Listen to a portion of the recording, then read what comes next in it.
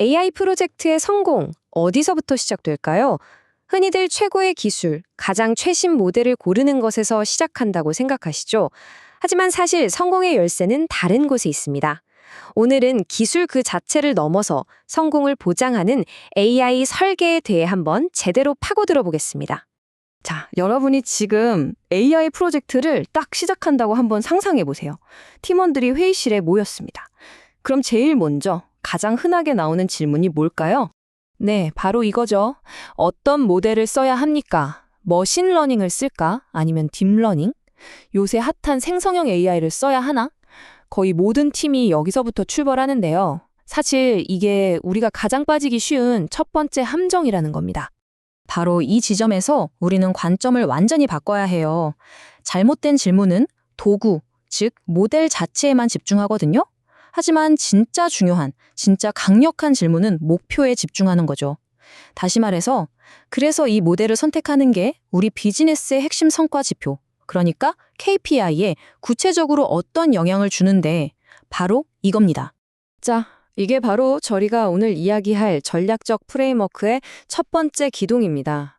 바로 모델 선택은 기술이 아니라 전략이다라는 거죠. 이게 그냥 기술팀에서 알아서 할 결정이 아니라 철저한 비즈니스 결정이라는 걸 먼저 이해해야 합니다. 자, 화면에 나오는 이 질문들을 한번 보세요. 모델을 고르기 전에 기술적인 스펙을 비교하기 전에 반드시 우리가 답해야 하는 질문들이에요. 예를 들면 결과가 실시간으로 바로바로 나와야 하나? AI가 내린 결정에 대해서 우리가 설명을 할 수 있어야 하나? 그리고 이거 정말 중요한데 만약 AI가 예측을 잘못하면, 그러니까 오타미나 누락이 발생하면 우리 회사에 드는 비용이 얼마지? 이런 것들이야말로 비즈니스 결과에 직접적으로 영향을 주는 진짜 질문들이죠. 그러니까 핵심은 이거예요. 모델 선택은 무슨 정확도 99.9% 찍기 경쟁이 아니라는 겁니다. 이건 철저하게 우리 회사의 의사결정, 비용 구조에 대한 문제예요. 최고의 모델은요, 그냥 제일 정확한 모델이 아니라 우리 회사의 운영 방식이나 재무 상황에 가장 딱 맞는, 가장 효율적인 비용 구조를 가진 모델인 거죠. 자, 그럼 이제 두 번째 기둥으로 넘어가 볼까요? 바로 데이터입니다. 정말 수많은 AI 프로젝트가 바로 여기서 무너집니다. 근데 재밌는 건요, 데이터가 부족해서 망하는 경우는 거의 없어요. 데이터 전략이 없어서 망하는 겁니다. 데이터 전략이라고 하면 거창하게 들릴 수 있는데 사실 딱 세 가지만 기억하시면 돼요. 첫째, 소유권.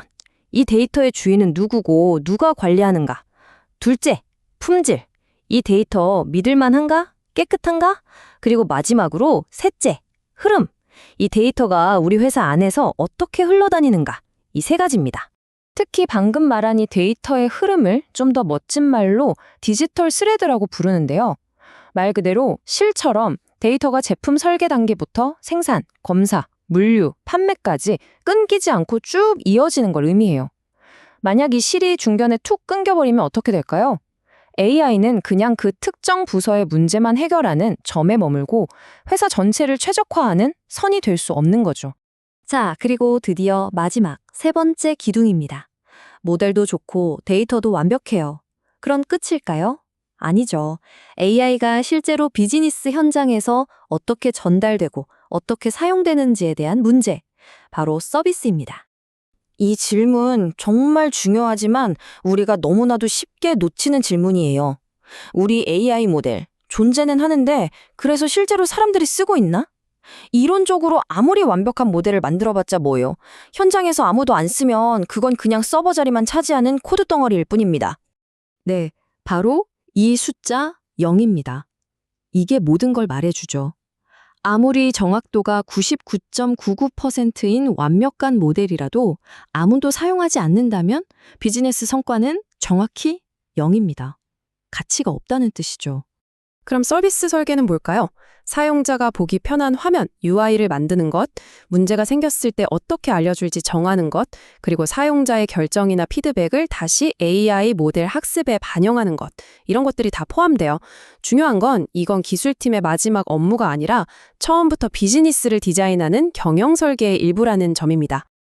자, 지금까지 모델, 데이터, 썸스라는 세 가지 핵심 기둥에 대해 이야기했는데요. 이제 이 모든 걸 하나로 깨는 아주 중요한 원칙에 대해 이야기해 볼게요. 바로 설계하는 것을 반드시 기록하고 흔한 함정들을 피하는 법입니다. 이 문장 정말 와닿지 않나요? 6개월 뒤에 아니면 새로운 팀원이 들어왔을 때 누군가 분명히 물어볼 거예요. 근데 왜 그때 그 모델을 쓰기로 한 거예요? 이 질문에 대답할 수 있어야 합니다. 그러려면 당연히 우리가 내렸던 중요한 의사결정들을 어딘가에 기록해 둬야겠죠. 그래서 사용하는 도구가 바로 이 AXADR이라는 겁니다. 설계 결정 기록서라고 생각하시면 되는데요. 복잡한 게 아니에요. 우리가 왜 이 모델을 골랐는지, 왜 이런 데이터 전략을 세웠는지, 그 결정의 이유, 즉 왜를 공식적으로 남겨두는 문서입니다. 이 기록 하나가 있고 없고의 차이는 정말 어마어마합니다. 기록이 없으면 담당자가 바뀌거나 시간이 지나면 모든 지식이 사라지고 혼란 속에서 똑같은 실수를 반복하게 되죠. 하지만 AXADR처럼 기록이 있으면 조직의 지식이 계속 쌓이고 누가 와도 그걸 바탕으로 더 빠르게 배우고 더 나은 결정을 내릴 수 있게 됩니다. 자, 그리고 마지막으로 이것만은 꼭 피해야 할 3가지 흔한 함정을 짚어드릴게요. 첫째, 무조건 최신 기술만 쫓는 거. 둘째, 일단 다 모아보자는 식의 데이터 과수집. 셋째, AI가 왜 그런 판단을 했는지 설명하는 걸 무시하는 태도.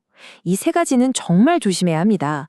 특히 AI의 결정을 현장 사람들이 믿고 따르게 하려면 왜를 설명하는 건 선택이 아니라 필수거든요. 자, 그럼 오늘 이야기한 모든 것을 딱 3문장으로 주문처럼 외울 수 있게 정리해 보겠습니다. 첫 번째, 기억하세요. 모델은 그저 도구일 뿐입니다. 두 번째, 데이터는 우리가 전략적으로 관리해야 할 가장 중요한 자산입니다. 그리고 마지막 3번째, 서비스는 이 모든 것을 현실로 만들어주는 유일한 연결고리입니다. 네, 바로 이 문장이 오늘 우리가 나눈 이야기의 모든 것을 담고 있습니다. AI는 기술 구현이 아니다. 기술을 비즈니스 구조 안에 위치시키는 설계다. 그러니까 AI 프로젝트는 IT 부서가 새 소프트웨어를 설치하는 게 아니라는 거죠. 우리 비즈니스 전체를 다시 디자인하는 과정, 그 자체입니다. 그래서 마지막으로 여러분께 이 질문을 던지고 싶습니다. 지금 여러분이 하고 있는 혹은 하려고 하는 그 AI 프로젝트를 다시 한번 돌아보세요. 그건 그냥 한번 해보는 기술 실험에 불과한 건가요? 아니면 여러분의 비즈니스를 근본적으로 바꾸는 핵심 설계의 일부인가요? 그 답에 따라 결과는 완전히 달라질 겁니다.